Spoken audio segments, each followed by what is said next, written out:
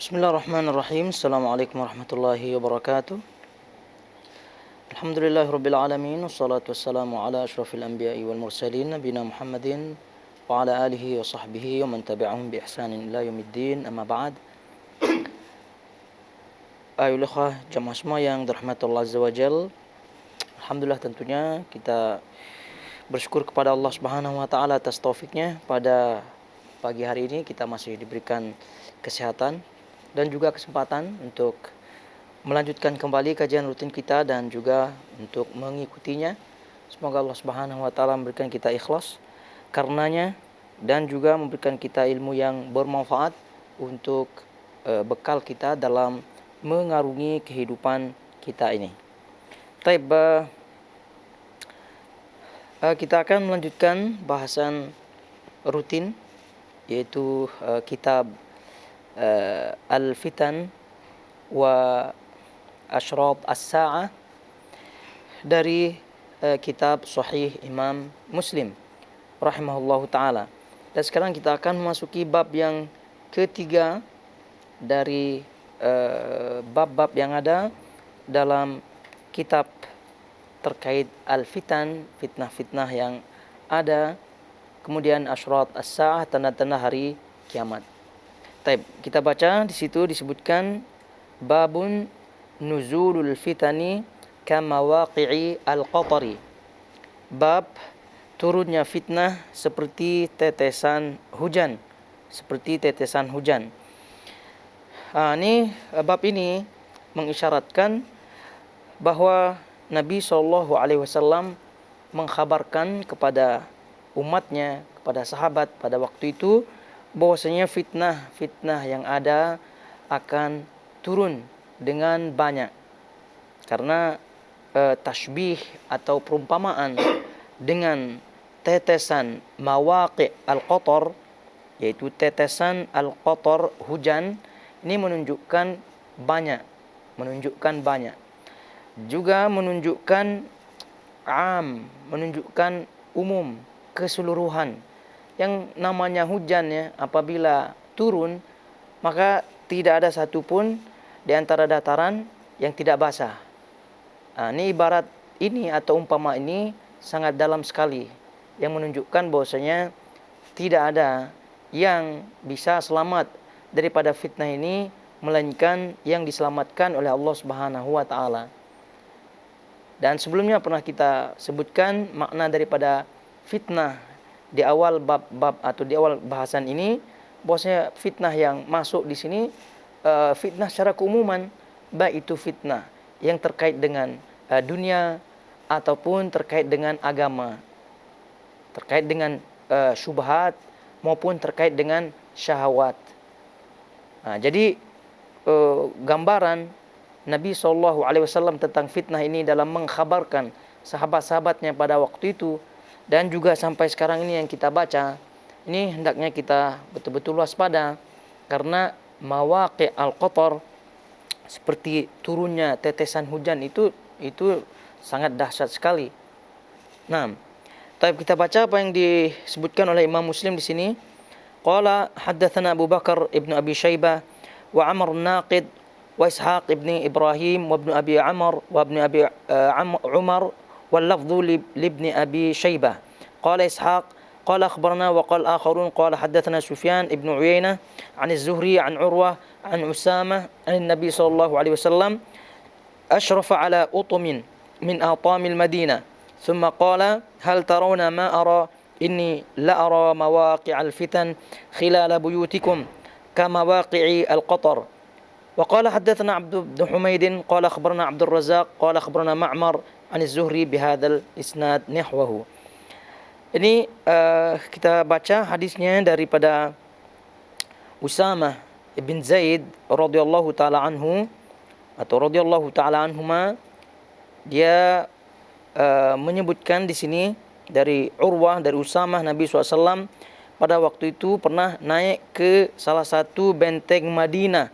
Lalu beliau bertanya. Jadi Nabi SAW menyebutkan, atau Usamah menyebutkan di sini, menceritakan keadaan pada waktu itu. Itu Nabi SAW asyrafa. Asyrafa maknanya beliau pergi naik ya, naik ala utumin min atamil Madinah. Utum min atamil Madinah maksudnya bangunan yang tinggi di Madinah. Ini diterjemahkan di sini benteng. Jadi ada tempat yang tinggi, bangunan yang tinggi di situ. Beliau naik di situ Nabi SAW, sehingga beliau nampak di atas dari atas tempat tinggi tersebut segala apa yang di bawahnya, dari rumah-rumah yang ada dan seterusnya. Kemudian setelah itu Nabi SAW menyebutkan, apakah kalian melihat yang aku lihat?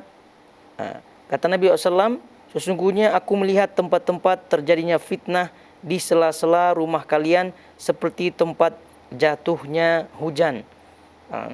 Disebutkan oleh Nabi SAW di sini, qala hal tarawna ma ara, apakah kalian melihat apa yang aku lihat? Ya tentu tidak ya. Nabi SAW kata para ulama di sini di kashf ya, dibentangkan kepada beliau, dinampakkan kepada beliau keadaan. Dan ini tentu salah satu di antara mukjizat beliau sallallahu alaihi wasallam. Beliau dinampakkan oleh Allah Subhanahu wa taala di mana orang lain tidak nampak. Jadi apa yang dinampakkan oleh Allah Subhanahu wa taala kepada beliau, ini kata beliau, sesungguhnya aku melihat ini la ara mawaqi'al fitan. Sesungguhnya aku melihat tempat-tempat terjadinya fitnah. Tempat-tempat terjadinya fitnah. Maksudnya tempat-tempat fitnah itu terjadi. Khilala buyutikum, di sela-sela rumah kalian, kama waqi'i al-qatar, seperti tempat jatuhnya hujan. Seperti tempat jatuhnya hujan. Itu tadi kita sebutkan. Ini menunjukkan bahwasanya fitnah itu besar, merajalela, kemudian secara umum. Dan ini kata para ulama juga sebagai isyarat bahwasanya dari Nabi SAW akan terjadinya fitnah di antara sahabat-sahabat Nabi SAW. Seperti ya kita ketahui fitnah perang antara sahabat Muawiyah dengan Zubair bin Awam, Tolha dan seterusnya, Aisyah dalam perang Jamal. Kemudian juga ada perang Siffin dan seterusnya dari fitnah-fitnah yang ada di kalangan sahabat-sahabat Nabi SAW. Dan juga tidak terhenti dari sini tentunya, fitnah-fitnah yang ada sampai akhir zaman pun demikian. Karena ini bersifat umum, tadi kita sebutkan. Jadi fitnah yang ada bersifat umum, kemudian juga dahsyat. Dan Nabi SAW ini menyebutkan tentunya agar para sahabat yang lain berhati-hati, atau para sahabat waktu itu yang mendengar, dan kita khususnya sekarang yang mendengar, itu untuk berhati-hati daripada fitnah itu. Berhati-hati. Karena yang namanya istilah dalam pepatah kita ya, sedia payung sebelum hujan. Sedia payung sebelum hujan. Jadi sebelum terjadi fitnah itu, maka hendaknya kita berusaha menepi terlebih dahulu. Dan itu yang akan disebutkan dalam riwayat setelahnya. Bagaimana langkah-langkah kita untuk selamat daripada fitnah ini. Jadi Nabi SAW memberitahukan para sahabatnya agar sahabat-sahabat beliau, dan sekali lagi kita juga yang membacanya, itu berhati-hati dengan yang namanya fitnah. Lagi-lagi kita ingatkan, fitnah yang dimaksud di sini tidak hanya perang saja ya, tapi fitnah yang terkait dunia, juga fitnah terkait dengan agama.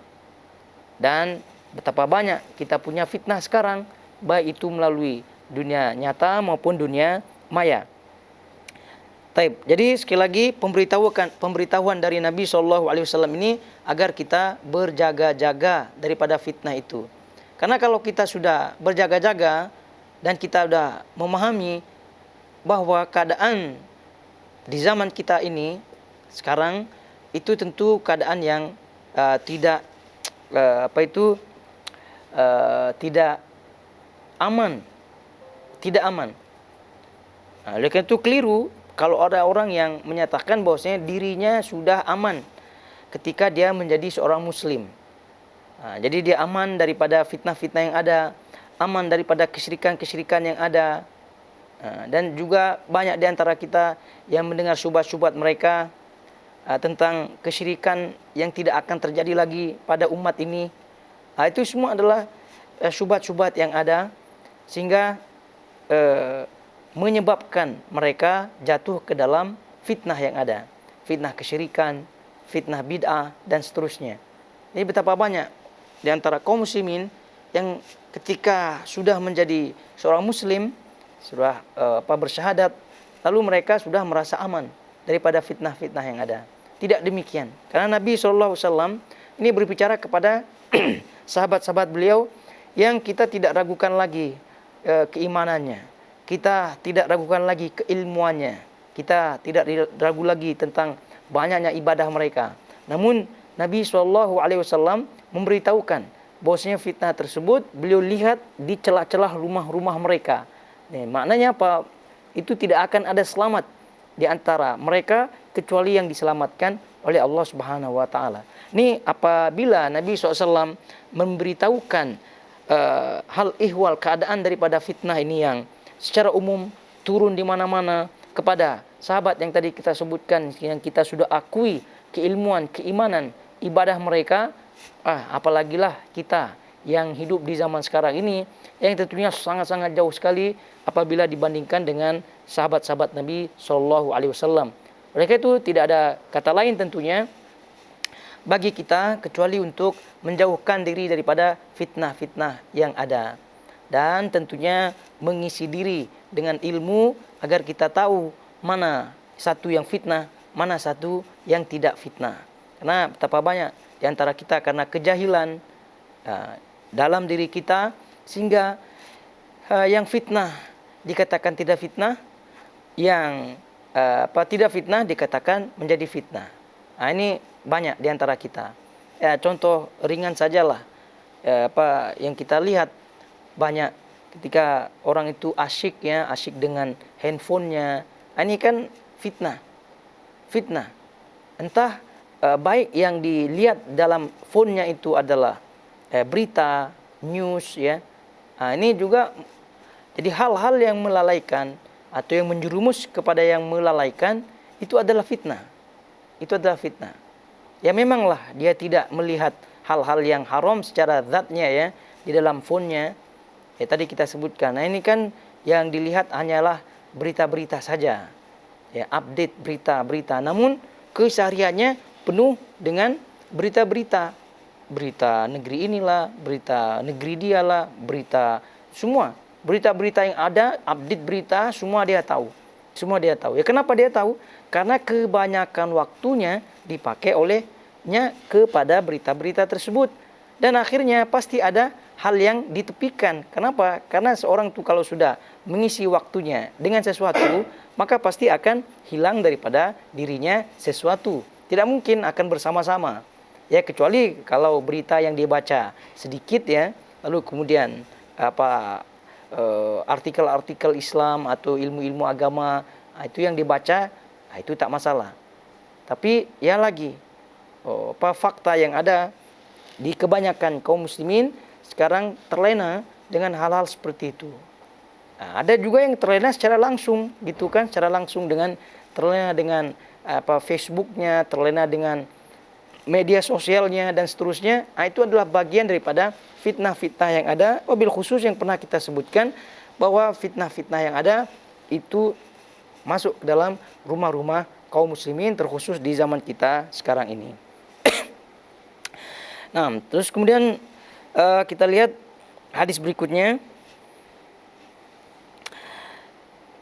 Qala rahimahullahu ta'ala, haddatsani Amr an-Naqid wal Hasan al-Hulwani wa Abd bin Humaid qala Abd qala akhbarani wa qala al-akharan qala haddatsana Ya'qub wa huwa ibnu Ibrahim ibn Sa'd qala haddatsana Abi an Salih an Ibn Shihab qala haddatsani Ibn Musayyab wa Abu Salamah ibn Abdurrahman anna Abu Hurairah qala Rasulullah sallallahu alaihi wasallam satakunu fitnatun al-qa'idu fiha khairun min al-qa'im wal qa'im fiha khairun min al-mashi wal mashi fiha khairun min as-sa'i wa man tasharrafa laha tashrifuhu wa man wajada fiha malja'an falyu'idh bihi qala hadatsana Amr an-Naqid wal Hasan al-Hulwani wa Abd bin Humaid qala قال أخبرني وقال الآخران قال حدثنا يعقوب قال حدثنا أبي عن صالح عن ابن شهاب قال حدثني أبو بكر بن عبد الرحمن عن عبد الرحمن بن مطيع بن أسود عن نوفل بن معاوية مثل حديث أبي هريرة هذا إلا أن أبا بكر يزيد من الصلاة صلاة من فاتته فكأنما وتر أهله وماله. Taib, ini diperhatikan. Ini hadis ini juga terkait dengan fitnah-fitnah yang ada dan juga masuk ke dalam perumpamaan yang disebutkan oleh Nabi SAW tentang fitnah yang merajalela. Taib, disebutkan di sini dari Abu Salamah bin Abdurrahman bahwa Abu Hurairah berkata, Rasulullah SAW bersabda, akan terjadi fitnah-fitnah. Orang duduk saat itu lebih baik daripada orang yang berdiri. Orang yang berdiri saat itu lebih baik daripada orang yang berjalan. Dan orang yang berjalan saat itu lebih baik daripada orang yang berlari-lari kecil. Barang siapa menceburkan dirinya pada fitnah itu, ia akan kalah. Dan barang siapa menemukan tempat berlindung saat itu, hendaklah berlindung. Kemudian beliau menyebutkan lagi tambahan riwayat daripada Abu Bakar, menambahkan dalam riwayatnya, di antara beberapa solat, ada satu solat barang siapa meninggalkannya, seolah-olah keluarga dan hartanya ditinggalkan. Karena termasuk fitnah adalah meninggalkan solat. Tadi kita sebutkan bahwasanya fitnah itu mencakup fitnah dunia dan juga fitnah agama. Tentu fitnah agama yang paling besar adalah yang meninggalkan solat. Meninggalkan solat. Taib. Kita melihat di sini perumpamaan daripada Nabi SAW, juga perumpamaan yang sangat dalam sekali ya. Dan karena pernah kita sebutkan, Nabi SAW memiliki kemampuan untuk menerangkan dengan keterangan yang mudah difahami. Salah satu caranya adalah beliau menerangkan dengan memberikan perumpamaan. Jadi apabila orang itu tidak faham dengan penjelasan berupa perumpamaan, maka ya tentu pemahamannya, IQ-nya ya boleh dipertanyakan. Jadi kalau sudah disebut umpamanya, misalnya, permisalannya pun tak paham-paham juga, itu dia tadi kita sebutkan. Dicek saja IQ-nya. Taib. Jadi Nabi SAW menyebutkan di sini, satakunu fitnatun. Jadi akan ada fitnah.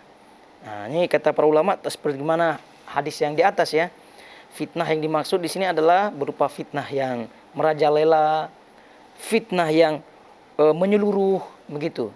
Nah, di dalam mensikapi fitnah yang merajalela dan menyeluruh tadi, nah manusia itu ada yang seperti kata Nabi SAW, al-qa'id fiha.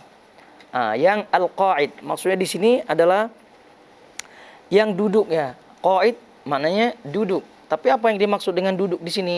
Maksudnya adalah ats-tsabit, yang tegak, yang istiqomah, yang tidak ikut-ikut campur. Itu namanya duduk di sini. Al-qa'id maknanya dia tidak bergerak. Mana dia tidak bergerak? Ya bahasa kita cuek saja ya, cuek. Atau bahasa lainnya buat bodoh. Tidak kepo. Tidak kepo. Jadi itu namanya al-qa'id. Nah, orang yang seperti itu kata Nabi SAW, khairun, lebih baik daripada al-qa'im. Al-qa'im di sini maksudnya berdiri. Apa maksudnya berdiri di sini? Kata Nabi SAW itu atau kata para ulama dalam penjelasannya, yara al-fitnah. Dia melihat-lihat fitnah itu, melihat-lihat. Jadi berbeda dengan tadi yang duduk. Kalau tadi duduk ya cuek lah ya, buat bodoh lah, tidak kepo. Ini kalau yang al-qa'im sepertinya agak kepo ya, melihat-melihat saja, melihat-melihat. Dan ada juga di antara para ulama yang menyebutkan makna daripada al-qa'im ini adalah dia sebenarnya setuju dalam hatinya. Cuma dia tidak bergerak lagi ya. Dia belum bergerak lagi, dia masih berdiri saja. Dia hanya iya-iyakan saja dalam hati. Ini ada juga para ulama yang menyebutkan demikian. Tapi banyak di antara mereka yang menyebutkan melihat. Dia al-qa'im, berdiri di sini maknanya dia memantau, melihat fitnah-fitnah itu. Nah, rupanya orang yang seperti ini tidak lebih baik daripada orang sebelumnya. Makanya yang paling bagus tadi dalam riwayat ini adalah yang duduk. Baru setelahnya yang melihat. Kemudian kata Nabi SAW, al-qa'im fiha khairun minal mashi. Ya, orang yang berdiri itu lebih baik daripada orang yang al-mashi, yang berjalan. Yang berjalan. Berjalan maksudnya apa di sini? Berjalan kepada fitnah. Berjalan kepada fitnah tersebut, namun pada asalnya dia tidak berniat untuk ikut-ikutan. Dia tidak berniat ikut-ikutan, tapi dia pergi ke situ. Dia pergi ke situ. Ya contoh sajalah ya. Contoh saja ada acara-acara yang tidak sunnah atau bahasanya bid'ah. Acara-acara di situ. Dia sudah tahu acara itu bid'ah, tapi ada temannya yang di situ, yang dia ingin jumpai di situ. Dia tidak berniat untuk hadir di situ, tapi ada temannya. Dia pergi ke situ kan? Itu maksudnya di sini. Kemudian itu contoh lain lagi. Ada orang yang maulid gitu ya. Ada yang maulid. Tapi ada orang yang ingin menjual atau ingin berniaga gitu kan kepada orang-orang itu. Karena kan yang namanya maulid kan orang kumpul banyak ya. Orang banyak berkumpul. Jadi kalau berjualan di situ ya kemungkinan lakulah barangnya. Itu seperti itulah disebutkan oleh para ulama tentang maksud daripada yang berjalan. Dia berjalan kepada tempat fitnah tersebut, namun dia tidak berniat untuk mengikutinya. Dia tidak berniat untuk mengikutinya. Nah, lalu kemudian kata Nabi SAW, orang yang berjalan tadi tanpa tujuan, orang yang berjalan kepada tempat fitnah yang pada asalnya tidak berniat untuk ikut pada fitnah tersebut, khairun minas sa'i, itu lebih baik daripada yang as-sa'i, orang yang berlari. Maknanya apa yang maksud daripada sa'i, yang berlari, ini maksudnya memang dia ini berniat. Beda yang tadi kan. Kalau yang tadi dia pergi, maka diumpamakan oleh Nabi SAW berjalan. Karena memang dia pergi ke tempat fitnah tersebut, bukan niatnya untuk betul-betul, tidak. Bukan untuk niatnya mencari betul-betul. Cuma ada niat di balik itu. Ya tadi jumpa kawan lah, berniaga lah, apalah. Nah, tapi kalau yang as-sa'i, yang berlari, itu memang dia sengaja mencari. Dia sengaja mencari. Jadi sengaja mencari, di sini masuk langsung bertemu dengan orangnya kalau masih hidup ya. Atau kemungkinan dia boleh bertemu, ada kesempatan, atau dia melihat melalui online kah, atau membaca kitab-kitabnya, Ya contoh ada seorang yang ahli bid'ah contohnya. Ini as-sa'i, ini pergi langsung jumpa ke rumahnya begitu kan, ambil ijazah lah dan seterusnya begitu. Itu secara langsung. Secara tidak langsung tadi baca kitab-kitabnya, atau mungkin dia online dan seterusnya. Sekarang banyak di YouTube. Itu namanya as-sa'i. Nah, kemudian barulah Nabi SAW menyebutkan waman tasyarrafa laha tashrifuhu. Nah, kata Nabi SAW, barang siapa menceburkan dirinya pada fitnah-fitnah itu, maksudnya masuk ke situ, ia akan kalah, dan barang siapa menemukan tempat berlindung saat itu, hendaklah berlindung. Maksudnya ia akan kalah, maksudnya di sini ia akan hancur, ia akan binasa. Karena perginya orang, keponya orang kepada fitnah itu adalah pertanda kehancuran, pertanda kebinasaan. Dan para ulama menyebutkan itulah kebinasaan. Itulah kebinasaan. Nah, ini sudah cukup jelas ya. Dan ini selalu kita dengar daripada para ulama kita, para ustaz-ustaz kita terkait dengan fitnah. Jadi jangan pernah kepo terhadap fitnah itu. Karena tidak ada faedahnya kita kepo terhadap fitnah. Itulah perumpamaannya tadi. Orang yang duduk, ya lebih baik daripada orang yang berdiri. Orang yang berdiri, lebih baik daripada yang berjalan. Kemudian baru menceburkan diri, itu yang berlari di situ. Dalam riwayat lain disebutkan Nabi SAW mengumpamakannya. Nabi SAW mengumpamakan satakunu fitnatun an-na'im fiha khairun minal yaqadhan. Nabi SAW mengumpamakan akan terjadi fitnah-fitnah dan orang yang tidur. Dalam riwayat lain disebutkan orang yang tidur lebih baik daripada orang yang bangun. Orang yang bangun. Nah, orang yang bangun dari tidur, maksudnya dia tidak tidur, itu lebih baik daripada yang duduk. Ini ada tambahan dalam riwayat ini. Menunjukkan bahwasanya memang tutup mata, ya, tutup telinga daripada fitnah, itu memang jalan keselamatan. Jalan keselamatan. Itulah kalau ada kepo-kepo, siapa ya itu ya? Siapa itu ya? Coba tengok linknya gitu kan. Siapa itulah?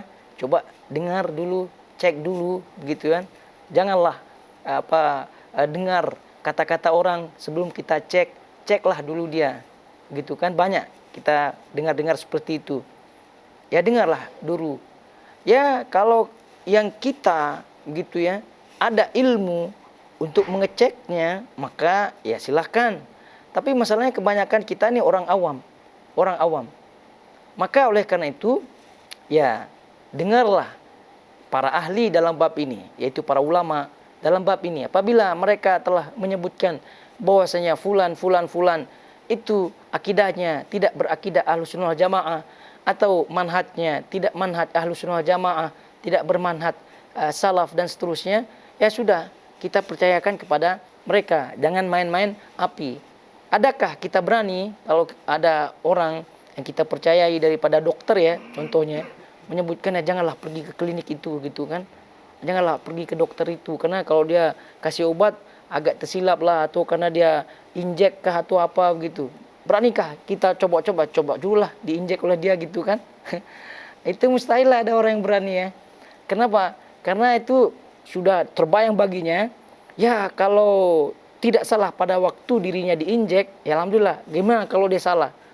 Pasti tidak berani main-main api ya dalam bab ini. Begitu juga dengan kita punya agama.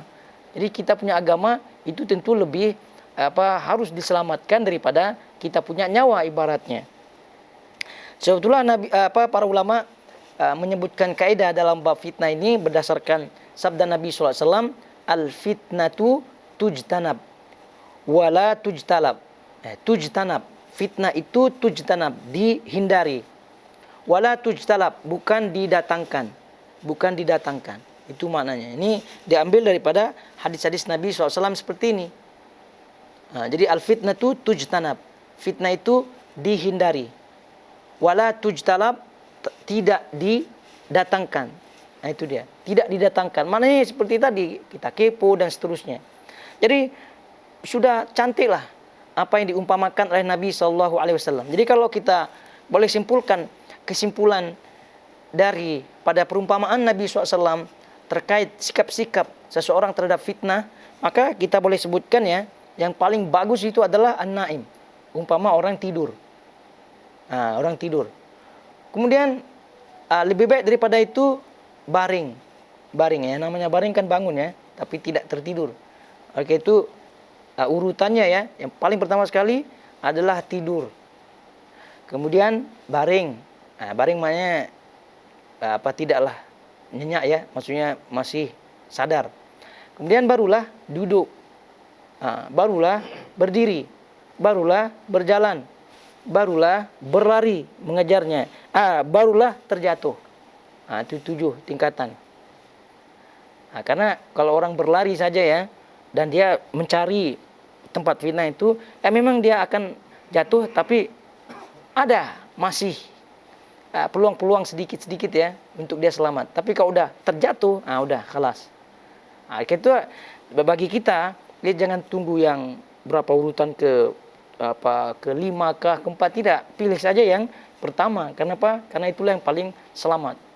Jadi tidur, baring, duduk, berdiri, jalan, berlari, jatuh.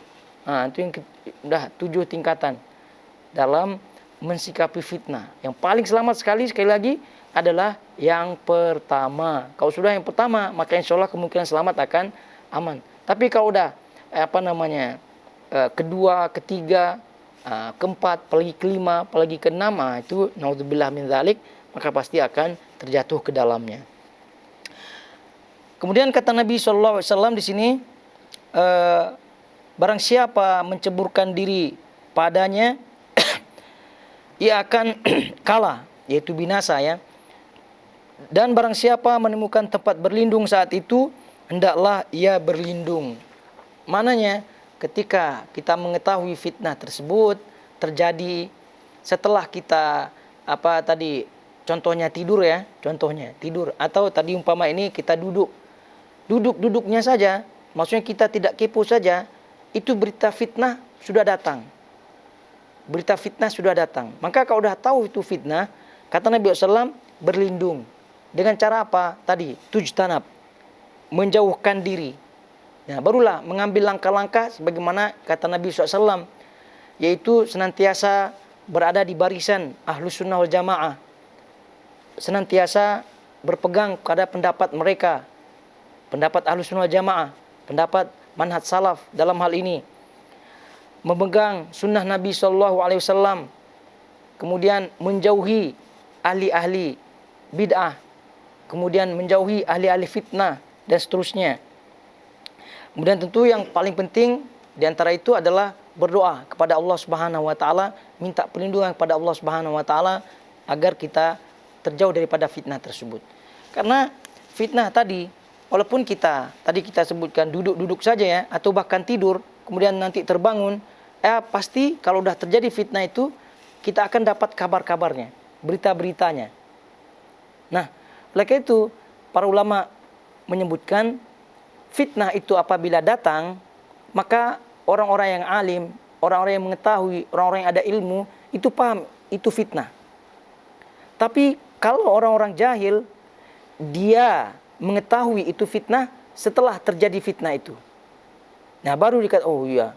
Iya betul juga katanya. Tapi sudah terjadi. Sudah selesai fitnahnya, baru mereka sadar, orang-orang jahil. Tapi kalau orang alim itu baru datang, itu mereka paham ini fitnah, maka dia bersikap dengan sikap yang tepat. Ya, contoh yang dekat tidak jauh daripada kalangan kita lah ya, di negeri kita yang sering kita dengar Arab Spring dulu ya, Arab Spring. Sekarang banyak di antara orang ya yang dahulu jahil gitu kan. Sekarang sebagian mereka, ya sebagian juga ya, sebagian mereka sadar gitu. Itu juga begitu. Ya, kenapa? Karena kejadiannya sekarang kalau kita tanya dari hati-hati mereka gitu ya, rakyat-rakyat mereka di situ ya, hati-hati mereka, lebih baik mana begitu kan?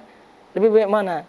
Pemimpin yang ada zaman dahulu itu masih ada zaman sekarang, tidak ditumbangkan maksudnya, daripada menumbangkan mereka dengan cara-cara seperti itu dan hasilnya seperti ini. Gimana? Ditanya hati kecil mereka pasti akan menjawab, ya sezalim-zalim mereka dahulu, ya kalau mereka masih hidup sekarang pun masih kita aman lah gitu kan.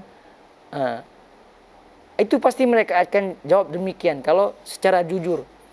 Daripada zaman sekarang, ya tidak ada negeri-negeri yang demonstrasinya luar biasa seperti kita melihat negeri Arab zaman dahulu ini, yang Arab Spring tadi, itu yang negerinya ya boleh dikata aman seperti zaman tidak ada. Kalau kita tengok bukti sekarang ya, karena kita dekat dengan negeri-negeri Arab ini, karena kita juga tinggal di negeri Arab, kita tengok dah Yaman. Ya presiden yang ditumbangkan dahulu memang zalim lah ya, zalim. Tapi sezalim-zalimnya yang masih terkontrol lah ya, keamanannya begitu. Daripada zaman sekarang dikuasai oleh Houthi, kan? Kita tahu. Belum lagi kita bicara Libya, kan? Libya, entah siapa penguasanya di situ, huru-hara masih. Apalagi masih Tunisia, dan lain-lain dari negeri-negeri yang lain. Itu semua fitnah. Kalau coba bayangkan ulama yang mengetahui, ulama yang alim, ulama yang berpegang dengan Ahlus Sunnah Jamaah, manhaj salaf, sudah awal-awal ya munculnya fitnah itu mereka sudah tahu dan tetap berada pada pijakan mereka, istiqomah di atas mereka, di istiqomah. Kemudian mengingatkan manusia bahwa ini fitnah, dijauhkan, jangan ikut-ikut. Gitu. Di awal-awal para ulama udah tahu. Tapi orang jahil baru sekarang baru tahu. Setelah fitnah itu selesai. Setelah rumah dah terbakar habis baru. Tapi ketika masih awal percikan apinya, mereka justru malah hore-hore ya. Inilah kita akan main-main api ini, gitu kan? Untuk menumbangkan kezaliman dan seterusnya. Jadi fitnah itu sekali lagi tujtanab, yaitu dihindari, jangan pernah didekati. Jangan pernah didekati. Jamaah semua hadirin rahimani wa rahmakumullah. Baik. Jadi apa yang disampaikan oleh Nabi SAW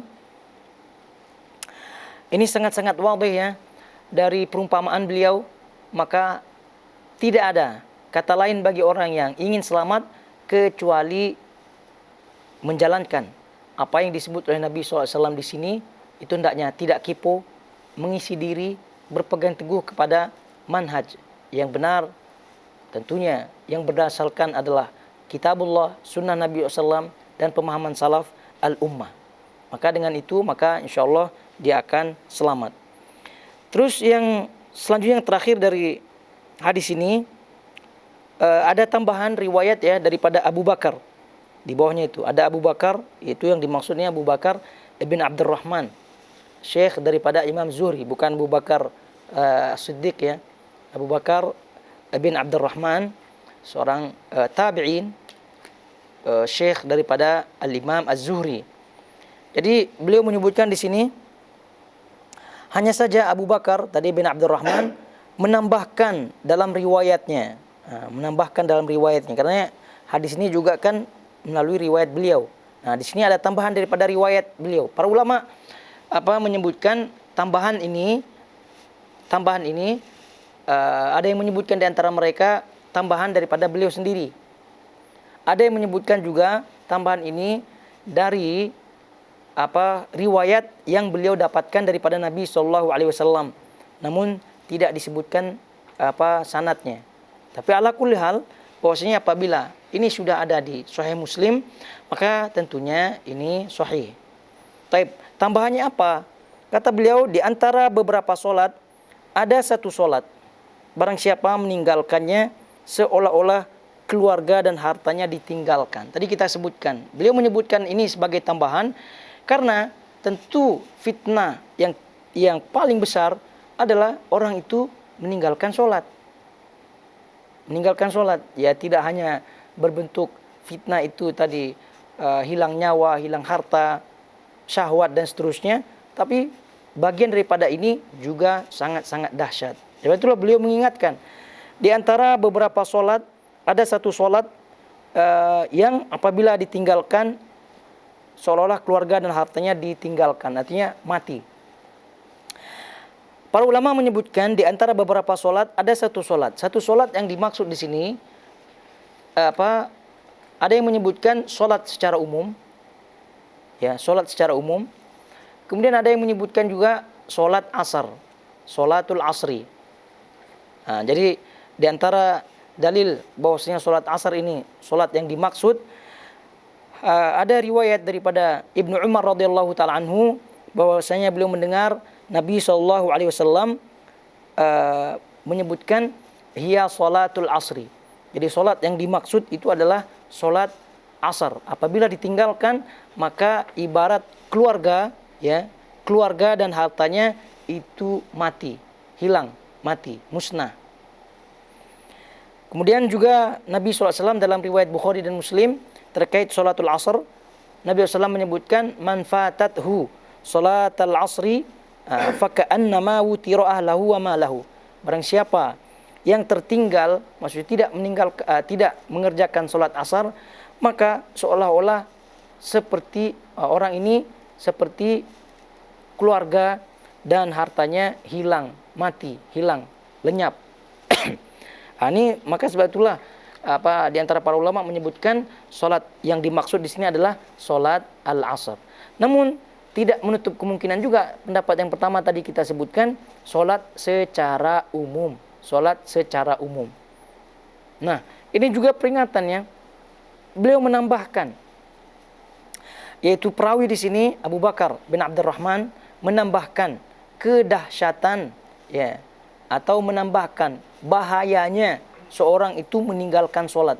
Karena apabila sholat ditinggalkan, itulah fitnah yang memang paling besar, yaitu tentu setelah syirik kepada Allah Subhanahu wa taala, ini meninggalkan sholat. Karena kita ketahui bersama juga bahwasanya para ulama berbeda pendapat apakah hukum sholat, hukum orang yang meninggalkan sholat adalah kafir atau tidak. Ini perbedaan pendapat semacam ini juga mengingatkan kepada kita bagaimana kedudukan sholat itu sangat-sangat tinggi sekali. Walaupun mereka, para ulama yang mengatakan tidak kafir meninggalkan sholat, itu mereka memasukkannya kepada kabair, memasukkannya kepada dosa-dosa besar setelah dosa syirik, masuk kategori fasik dan seterusnya. Ini sangat-sangat dahsyat sekali. Nah, ini juga mengingatkan kepada kita, mengisyaratkan kepada kita kedudukan sholat di dalam Islam, kedudukan sholat. Nah, Nabi SAW mengumpamakan orang yang meninggalkan sholat itu seolah-olah keluarga dan hartanya itu hilang, lenyap. Nah, dari sini juga kita fahami bahwa betapa rendah dan tidak berharganya dunia. Betapa rendah dan tidak berharganya dunia, ya, dibandingkan dengan agama, dibandingkan dengan agama. Karena apa? Karena kalau kita boleh menyimpulkan, ya, yang namanya dunia ini, kalau boleh kita menyimpulkan, itu terkumpul pada dua ini, ya. Terkumpul pada dua ini, pada keluarga dan pada harta. Ini kesimpulan dunia ini yang kita kejar-kejar ini, yang kita cari-cari, ya, yang kita usahakan kumpul-kumpulkan, itu ujung-ujungnya kembali kepada dua ini, kepada keluarga dan kepada harta. Kepada harta, ya, kita kerja dan seterusnya, ya, untuk kita bersenang-senang dengan kita punya keluarga, berkumpul dengan punya keluarga. Kemudian kita bisnis, kita kerja dan seterusnya agar harta terkumpul. Nah, maka dua ini, keluarga dan harta, adalah puncak daripada dunia itu. Nah, kalau puncak daripada dunia ini hilang, apa yang kita akan harapkan di dunia? Betul tidak? Dah stres dah. Jangankan keluarga semua hilang, meninggal, ya, nauzubillah, misalnya seperti di Gaza, di bom, satu keluarga hilang, lenyap. Jangankan semuanya, satu saja kita punya keluarga, anak lah, ibu lah, dan seterusnya, meninggal dunia, sedihnya minta ampun. Gitu kan, sedihnya luar biasa. Harta apalagi, ya, yang kita sudah kumpul-kumpulkan, bisnis kita ternyata ditipu orang, kecewanya minta ampun, stres dan seterusnya. Nah, ini apalagi disebutkan keluarga dan harta hilang sekaligus. Baru meninggalkan satu solat saja, solatul asar, atau meninggalkan solat secara keseluruhan. Lalu bagaimana dengan syariat-syariat yang lainnya tentunya? Ya, tentu itu sangat tinggi kedudukannya. Sebetulnya kalau hitung-hitungan ini masuk kepada kita, maka insya Allah syariat itu tentu berada di atas segala-galanya. Segala-galanya. Dan kita tidak akan remehkan.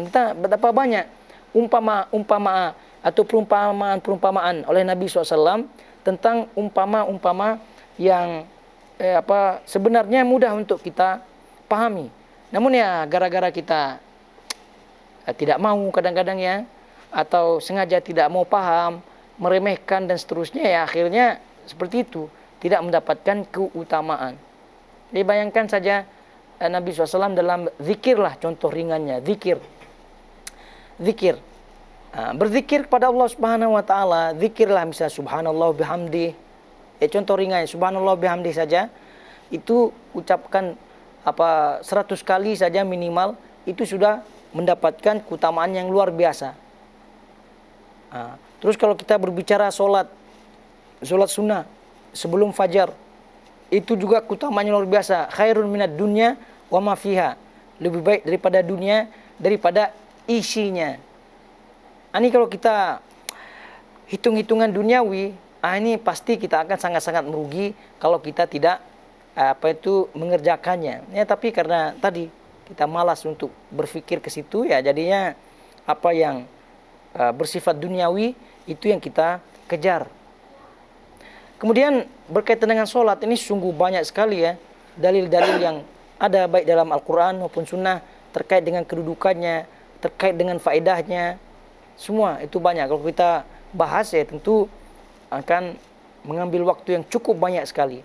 Tapi cukuplah Nabi SAW menyebutkan amalan yang paling utama adalah sholat di awal waktu. Sholat di awal waktu. Kemudian juga berkaitan dengan tiang daripada agama adalah Islam. Dan seterusnya. As-sholat tanha anil fahsya'i wal munkar. Sholat itu kalau betul-betul didirikan, maka itu akan menjadi penyebab seorang itu terjauh daripada dosa dan kemungkaran. Dan seterusnya daripada faedah-faedah yang ada. Oleh karena itu, perawi di sini itu mengingatkan kepada kita bahwasanya meninggalkan sholat ini adalah fitnah di atas fitnah. Fitnah di atas fitnah. Cuma ya kalau kita lihat orang-orang di zaman kita sekarang ya, apalagi anak-anak muda, jangan anak muda ya, anak-anak tua pun kalau kita tengok di zaman kita sekarang ini malas-malasan sholatnya. Malas-malasan sholatnya. Ya, seolah-olah dia karena dia tidak merasa berbuat kriminal ya, dia tidak membunuh, ya, dia tidak memperkosa, dia tidak berzina, dia tidak merampok dan seterusnya, aman-aman saja pikirannya. Justru malah kriminal atau perbuatan yang tadi itu tidak jauh lebih dahsyat ya daripada yang ini. Rupanya yang ini lebih dahsyat. Meninggalkan sholat itu lebih dahsyat daripada yang tadi. Walaupun ya tadi itu dahsyat juga ya, tapi kalau ditimbang kedahsyatannya, ini adalah yang luar biasa.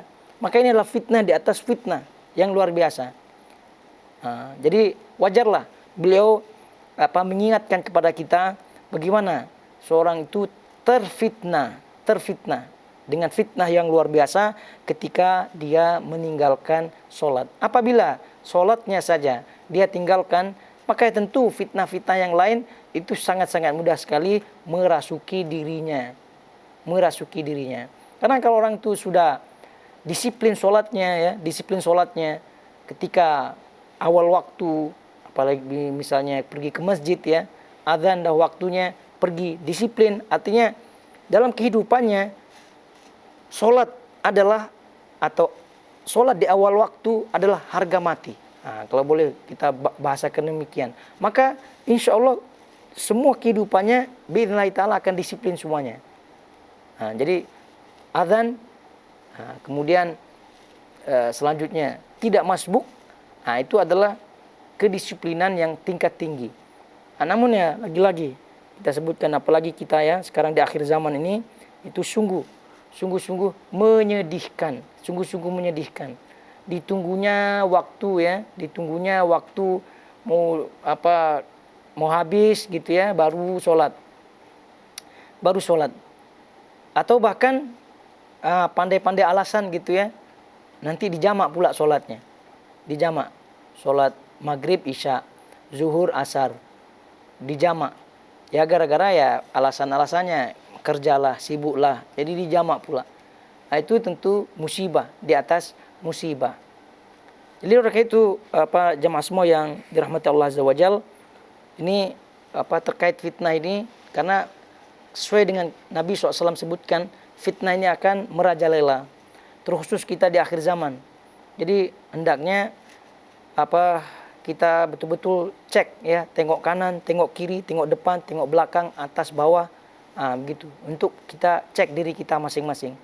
Apalagi kita ya tidak hidup di zaman dahulu kala, dan ya di antara kesyukuran kita bersyukur kepada Allah Subhanahu wa taala, kita masih tinggal di negeri Qatar ini, yang kalau kita banding dengan negeri-negeri yang lain, itu lebih dahsyat fitnahnya. Nah, apalagi tinggal di negeri-negeri yang lain yang jauh daripada komunitas Islam di situ, masyarakat Islam.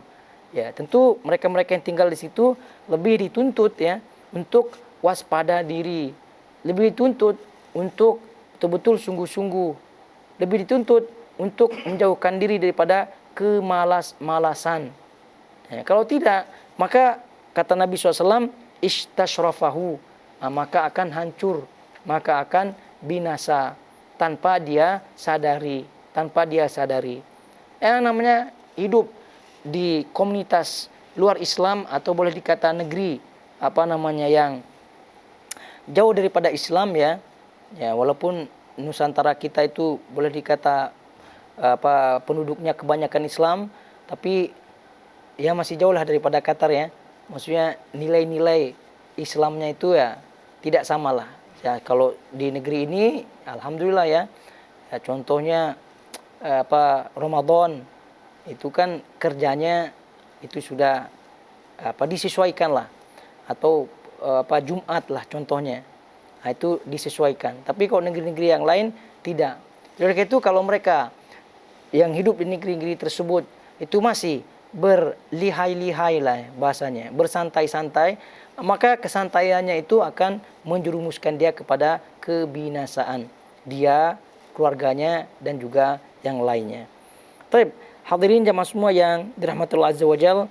Jadi kita dapat poinnya daripada bab ini, bahwa fitnah itu sudah merajalela, menyeluruh, dan tidak ada yang selamat daripadanya kecuali yang diselamatkan oleh Allah Subhanahu wa taala. Maka marilah kita mengambil sebab-sebab keselamatan. Kalau tidak dari sekarang, maka kita akan tergilas. Kalau kita tidak dari sekarang mengambil keselamatan, maka tentu di akhirat kita tidak akan selamat. Minimal menyelamatkan keluarga kita, keluarga terdekat kita, lalu kemudian yang lainnya. Jadi semoga Allah Subhanahu wa taala menyelamatkan kita, keluarga kita, dan juga kaum muslimin daripada fitnah-fitnah yang ada, baik fitnah yang bersifat duniawi maupun fitnah yang terkait dengan agama kita. Barakallahu fikum, sampai di sini kiranya. Wa sallallahu ala nabiyina Muhammad wa ala alihi wa sahbihi wasallam. Wassalamualaikum warahmatullahi wabarakatuh.